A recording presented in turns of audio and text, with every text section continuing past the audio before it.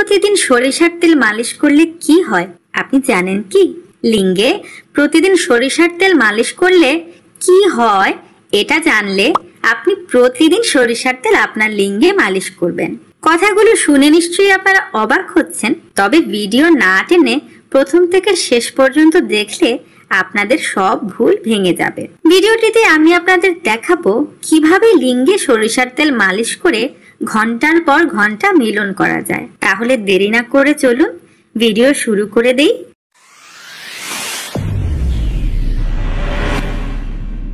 লিঙ্গে যে সমস্যা সবচেয়ে বেশি হয় তা হচ্ছে আগামোটা গোড়া চিকন। এটা কেন হয় জানেন?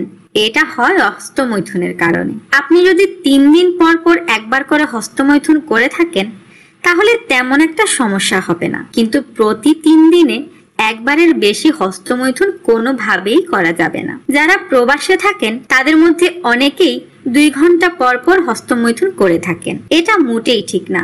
এছাড়াও লিঙ্গে অনেক রকমের রোগ হয়, তার মধ্যে গনোরিয়া একটি রোগ। যারা বিভিন্ন হোটেলে বাজে মেয়েদের সাথে শারীরিক মিলন করে থাকেন তারা সাবধান হয়ে যান, কারণ গনোরিয়া একবার হলে আপনার জীবন শেষ করে দিবে। গনোরিয়া সহ হাজারো রোগের সমাধান পাবেন সরিষার তেল থেকে।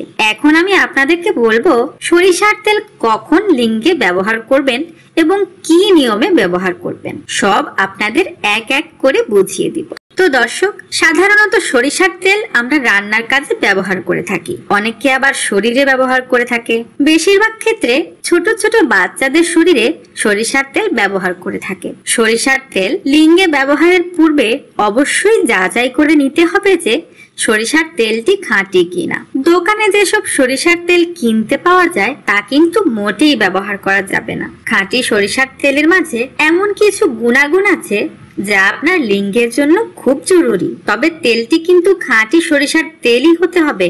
আমি বারবার বলছি, তেলটি যেন ঘরে ভাঙানো খাঁটি সরিষার তেল হয়। এই সরিষার তেল যদি আপনার লিঙ্গে মালিশ করতে পারেন তাহলে আপনার লিঙ্গ হয়ে উঠবে সুস্থ এবং সতেজ। তবে প্রথমে নিয়মটা জেনে নিন। সরিষার তেল লিঙ্গে মালিশ করার আগে আপনার লিঙ্গটি ভালো করে ধুয়ে নিন। ধোয়ার জন্য আপনি সাবান ব্যবহার করতে পারেন। লিঙ্গ ভালোভাবে ধুয়ে নেবার পর তার নরম কাপড় দিয়ে ভালো করে মুছে নিতে হবে। ভালো করে না মুছলে সরিষার তেল মালিশ করতে সমস্যা হবে। এরপর আপনার পুরুষাঙ্গকে সামান্য উত্তেজিত করুন। খুব বেশি উত্তেজিত করবেন না, সামান্য উত্তেজিত করুন। লিঙ্গ সামান্য উত্তেজিত অবস্থায় থাকলে সুবিধা মতো সব জায়গাতে মালিশ করা যায়। লিঙ্গকে সামান্য উত্তেজিত করার পর 10 থেকে 12 ফোঁটা সরিষার তেল হাতে নিন। সরিষার তেল হাতে নিয়ে আপনার লিঙ্গের যেখানে যেখানে ঢিলা বা চিকন মনে হবে ঠিক সেখানে সেখানে মালিশ করুন। প্রিয় দর্শক, লিঙ্গে তেল মালিশ করার সময় লিঙ্গের গোড়া থেকে আগার দিকে মালিশ করতে অনেকেই লিঙ্গের রগ ঢিলা হবার কারণে স্ত্রীকে সুখ দিতে পারে না। আবার অনেকেরই অতিরিক্ত হস্তমৈথুন করার কারণে তাদের দ্রুত বীর্য বের হয়ে যায়। যারা অনেক টাকা পয়সা নষ্ট করেও ভালো ফল পাচ্ছেন না তারা এই সরিষার তেলটি মালিশ করে দেখতে পারেন। তবে কোনোভাবেই লিঙ্গের ছিদ্রের মাঝে তেল প্রবেশ করতে দেয়া যাবে না, কারণ খাঁটি সরিষার তেলে খুব ঝাঁঝ থাকে। লিঙ্গের ছিদ্রের মধ্যে এই ঝাঁঝ তেল চলে গেলে কিছুটা সমস্যা কিন্তু হতে পারে। আর একটা কথা, লিঙ্গে তেল মালিশ করার সময় ভুলেও হস্তমৈথুন করা যাবে না, তাহলে এই মালিশ আপনার কোনো উপকারেই আসবে না। এখন কথা হলো কখন লিঙ্গে তেল মালিশ করবেন। আপনাদের মধ্যে যারা অবিবাহিত আছেন তারা রাতে ঘুমাতে যাওয়ার আগে 5 থেকে 7 মিনিট তেলটি মালিশ করবেন।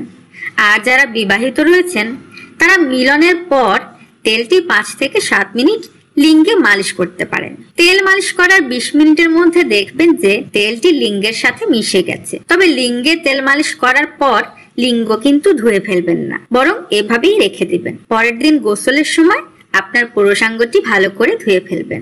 বিবাহিতদের বলছি, আপনারা তেলটি মালিশ করার পর সহবাস করবেন না। প্রয়োজনে সহবাসের পর তেলটি আপনারা মালিশ করতে পারেন। আমাদের দেশে অধিকাংশ ছেলেরাই তাদের পুরুষাঙ্গের সমস্যা নিয়ে চিন্তিত।